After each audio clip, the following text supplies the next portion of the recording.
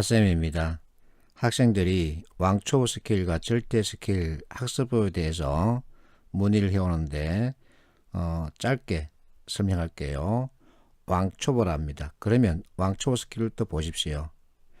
어쨌든 원리와 개념에 대한 이해가 잘 잡혀 있어야 합니다.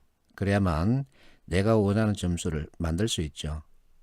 자, 핫쌤이 낸 책은 왕초보 스킬과 절대 스킬 이 두 권입니다. 왕초보 스킬은 기초 인지 능력 모듈 위주로 구성했습니다. 이게 뭐냐면 여러분들이 20년간 학교에서 공부한 그 지식을 바탕으로 출제한 문제들을 말합니다. 절대 스킬은 이제 실제 업무와 연계된 그와 같은 내용들로 구성했죠. 자, 왕초보 스킬과 절대 스킬 출제 비중을 보면은 왕초보 스킬은 20 또는 15%입니다. 절대 스킬은 80 또는 85% 정도 되겠죠. 그래서 절대 스킬 위주로 여러분들이 반복 학습해 주는 게 좋습니다. 자, 왕초보 스킬은 유튜브에 내가 인강을 전체 공개했죠. 인강은 22강으로 구성되어 있습니다. 자, 22강 인강은 왕초보 스킬의 책의 3장까지를 다루고 있습니다. 3장까지를 먼저 공부를 하고 그러고 나서 절대 스킬을 보세요. 자, 왕초보 스킬의 나머지 영역에 있는 목차들 이 세 개는 시험을 10일 또는 7일 정도 앞두고 있다면 그때 다시 보세요. 이 내용을 여러분들이 깊이 있게 또는 오랜 기간 공부해서는 안 됩니다. 자, 절대 스킬은 전체 37강 정도로 구성되어 있기 때문에 여러분들이 쉽게 공부할 수 있습니다. 한 강, 한 차시 30분 기준으로 구성되어 있죠. 왕초보는 1차시 10분 내입니다. 그래서 비록 22강이지만 아주 짧게 후다닥 공부할 수 있습니다. 자, 절대 스킬은 의사소통과 문제 해결, 자료 해석 위주로 구성했습니다. 기초 수리는 왕초보에 있습니다. 절대 스킬에는 자료 해석을 넣었습니다. 공기업들이 가장 많이 채택하고 있는 영역은 의사 문제 수리죠. 의사소통은 100%, 문제 해결은 95% 내외, 수리는 90% 정도 됩니다. 그래서 이 세 개 영역을 여러분들이 깊이 그리고 시간을 좀 넉넉하게 가지고 공부할 필요가 있습니다. 구성 비율을 보면은 이론이 10% 정도이고 문제는 90%입니다. 그렇다고 해서 따로 국밥이 아니라 이론과 문제를 정확하게 서로 연결했습니다. 1대1 매칭을 했죠. 이해하기 쉽고 학습 효과가 뛰어날 겁니다. 책의 지문은 NCS 워크북이 다루고 있는 상황, 예시를 그대로 문제로 활용했죠. 그러면 눈에 익습니다. 눈에 익으면 풀이도 쉽죠. 실제 시험장에서 내 책에서 봤던 지문들을 그대로 만난답니다. 그럼 당연히 합격할 가능성이 높아지는 거죠. 자, 내가 자꾸만 학생들에게 잔소리하는 것은 공기업마다 문제 유형이 달라도 어떤 문제든 풀 수 있어야 합니다. 특정 공기업만을 위한 NCS는 없습니다. 코레일만을 위한 NCS, 건보만을 위한 NCS, 한국전력만을 위한 NCS는 없습니다. 자, 이 학생을 보세요. 자산관리공사, 보건복지개발, 코트라 이 세 군데 합격했답니다. 그럼 이 학생은 각 기업체 개별 NCS를 준비했을까요? 아니죠. 하나만 공부한 겁니다.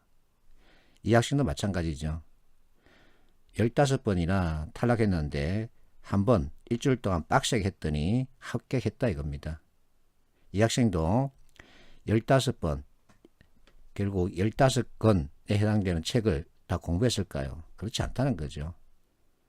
그래서 건보만을 위한 NCS, 한전만을 위한 NCS 이처럼 특정 공기업만을 위한 NCS는 이 세상에 없습니다. 자, 특정 공기업만을 위한 NCS가 없기 때문에 기본 틀만 다지면 됩니다. 그 틀을 다져서는 많은 문제에 그대로 적용하는 거죠. 여기서도 마찬가지죠. 자산관리공사 합격했답니다.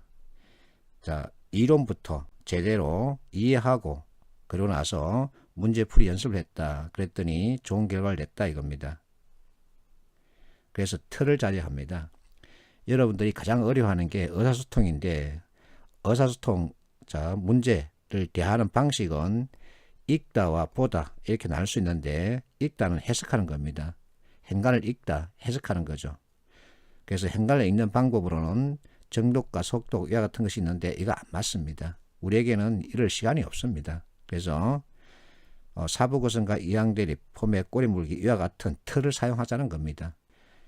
자, 실제 어느 공기업 의사소통에 소왓이라는 지문을 그대로 제시했답니다. 소왓은 문제 해결에서 다루는 건데 이와 같은 것을 알면은 의사소통이든 문제 해결이든 어디든 다 적용할 수 있는 거죠.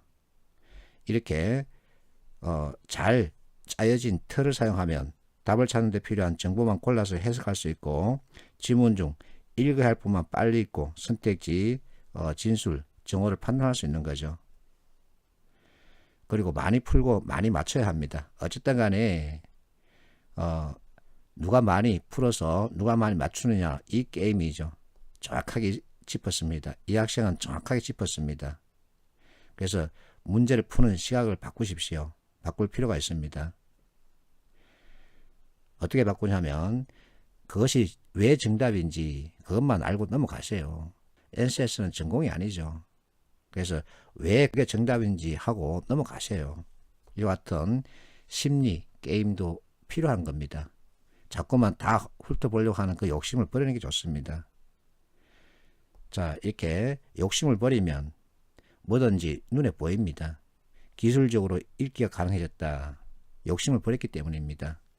시간 부족으로 찍고 나오지는 않았답니다. 그래서 현실적인 목표를 세우세요. 100점 만점 없습니다. 100점 만점 욕심 버리고 나에게 필요한 점수, 커트라인 넘어서는 점수 75점 내지 85점 이사의 점수만 받으면 되는 거죠. 그래서 여기도 실제 커트라인만 넘어가면 되는 겁니다. 그리고 이렇게 마음을 비우고 이론 따라서 공부하고 문제를 풀면 재밌다는 것을 느낄 수 있죠. 해외 유학파 자신감이 생겼답니다. 그리고 실제 회사 입사하면 회사 업무에 도움이 되는 이와 같은 공부를 하는 겁니다. NCS 자체가 회사 업무에 대한 얘기입니다.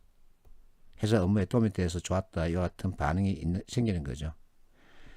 자, 그리고 수리, 의사소통, 수리, 문제 해결 이와 같은 영역이 아닌 다른 영역을 채택하고 있는 회사가 있다면 사이트에 와서 직접 다운받으세요. 무료로 다 공개하고 있습니다. 조직위에 대인관계, 직업윤리, 정보, 기술 이와 같은 것을 다 공개하고 있는데 정보만큼은 여러분들이 별도로 공부를 해줘야 됩니다.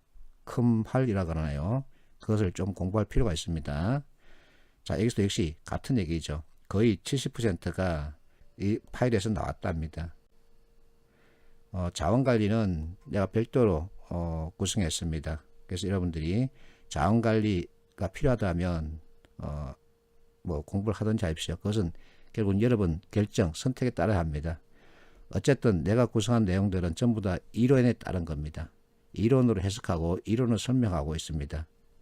원리와 개념에 대한 이해가 꼭 필요합니다.